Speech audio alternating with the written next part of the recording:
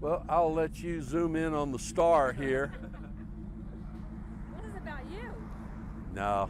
You've been so great to us. Well, do you want me to tell about some of the things that happened on the ranch after the flood, or? I know you in the beginning didn't want to talk about that, but if you're willing to, I feel like... Absolutely. Yeah, and it's important. Yeah, sure. Because we opened the ranch up. They used it as a command post. They for 2 weeks we had people cooking on the ranch. Are you filming me? Oh, yeah. Oh. Yeah, you're good. You can start. Anyway, for the 2 weeks after, we had people cooking on the ranch, and Marcel and I, didn't do any cooking or anything, but we did do about 20 trips up this road toward Camp Mystic and beyond. We delivered probably over 800 meals. Amazing, Frank. But they used it as a landing zone for Black Hawk helicopters. We allowed them to put a corral in the middle of the upper pasture to corral the search horses. We allowed them to cook. Some nurses set up an IV station where they could come in and get an IV with magnesium and zinc and fluids for any of the searchers, anybody that needed it. I even had one. It was incredible. Yeah.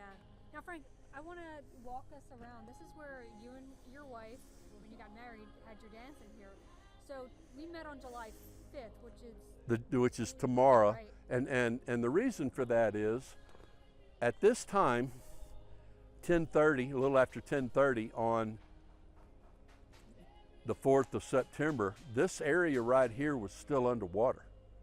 The water had not receded fully, and so we couldn't get into our nobody could get into their property or out if they were there but high until Saturday morning when the water went down. Frank, looking at it now, 2 months later, what's your reaction to that? I can actually talk about it now without crying. It's amazing. Look down the river. This area was nothing but complete destruction and debris. FEMA has come in and they are hauling things out of here. As you all can see, this is Camp La Junta's grounds here on the other side of the river. The transformation, and don't get me wrong, they still have a lot to do. We have leased our ranch to a company that works for FEMA, and they're actually going to put in a disposal site to help aid the cleanup. So again, this, if you look around, the old post office was over here. That's going to get rebuilt. Here's the Hunt store. You want to walk around and so the front wall had survived the flood. And what is absolutely shocking to me, these rock walls, which are reinforced with cedar posts, every one of them survived.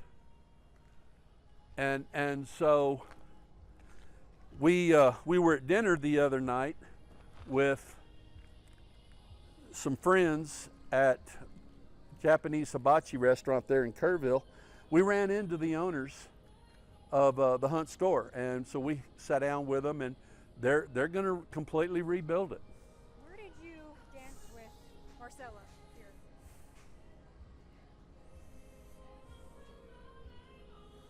Right here. Right here. You came out of the Hunt store. This area right in here was where the restaurant was, okay? There were some doors right here. The stage was back up here, and they had long tables set in here so that everybody could sit. They had fans, but where I'm standing right now, this was the tables, there was the dance floor. I mean, that's gotta bring some emotion, just being right in this spot again. It does. I mean, and I think people will understand, for those of us that went through this was a life-changing event. I can't tell you how many. I mean, we're now friends with some DPS officers, one of the firemen here in Hunt. I mean, we have made so many lasting friendships from some of the first responders. I mean, we had dinner the other night with one of the firemen there in Kerrville, and you know, like he told us that night, he'll never be the same. You learn to move on, but he'll never be the same because he was one of the people that actually found some of the, you know, some of the victims. So, but I honestly didn't think it would be this nice 2 months to the day after the flood. I have to applaud, and I'd like to. Is it okay if I send out some applause? I'd like to thank the Texas Department of Public Safety. They put a checkpoint up there in Ingram by the dam, and they kept the looky-loos and the people that didn't need to be here, looters, out. At night, this area was saturated with DPS officers. The residents don't know, you don't know how much we, the residents, appreciated it. The hundreds or thousands of volunteers that were here. We ran into some firemen that were from New York City, down here about halfway between here and Camp Mystic. And what they said was they were absolutely blown away by the hospitality that they got here in the Hunt and Kerrville area. They said, you don't see this in New York City. People won't do this. And so, I will say, despite everything that this community has gone through, the one thing that really shined through was the kindness. it was. It was just another reason that reinforced to me, this is why I chose to live here. And you will continue to do so. It looks like he missed us. No, he's still got Okay. us. Yeah, he's getting different angles. But yeah, I mean, this is why I chose to live here. You know, not only the beauty, and as you can see, the vegetation and everything, Taylor, that was over there, it'll return. They've got the ground cleaned up. Take a little time, but in 3 or 4 years, this area will be largely, I think, back to normal.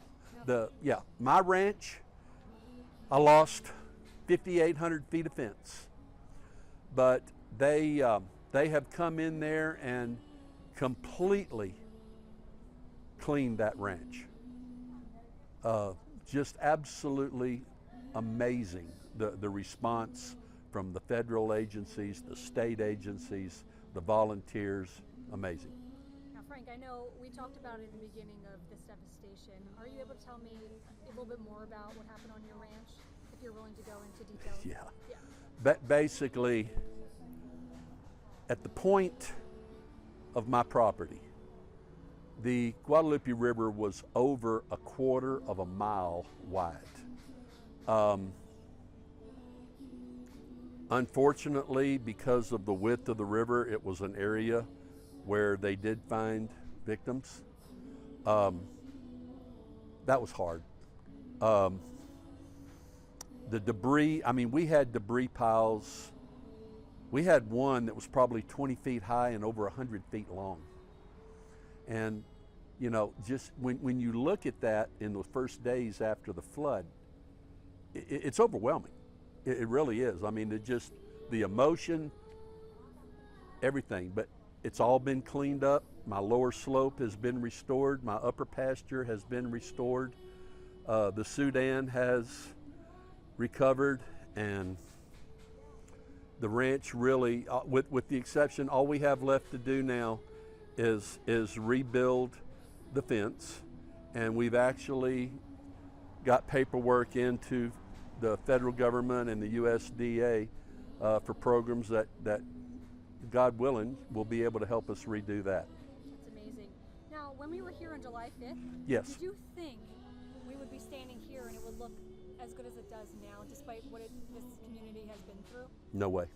I really didn't. I of course, I've never been through anything like this, but if you had told me that 2 months later from the day that this was underwater, that this would work. I mean, they've got, you know, all the debris cleaned up. They've got everything along the river pretty well cleaned up. Now there's a lot left to do. There, you know, this is what you see here, but I really would have never thought that it would be this far along.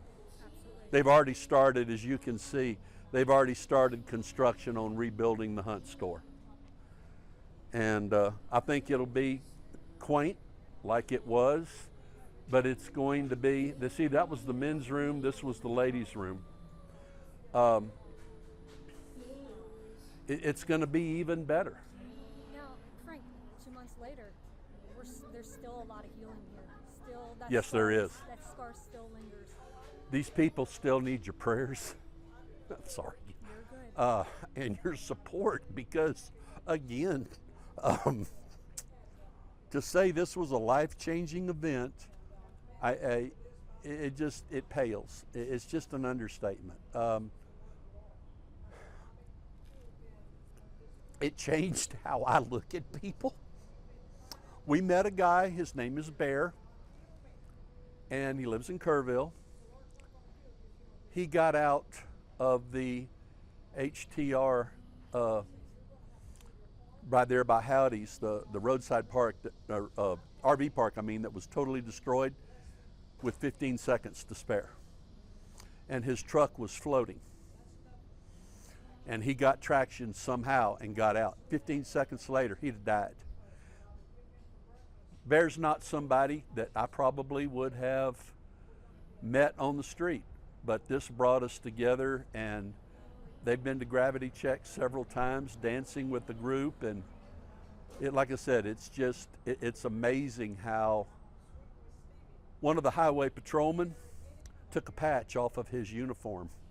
We were feeding him on the ranch, and gave it to me and said, put this on your dash. It might help you get around for the next several weeks.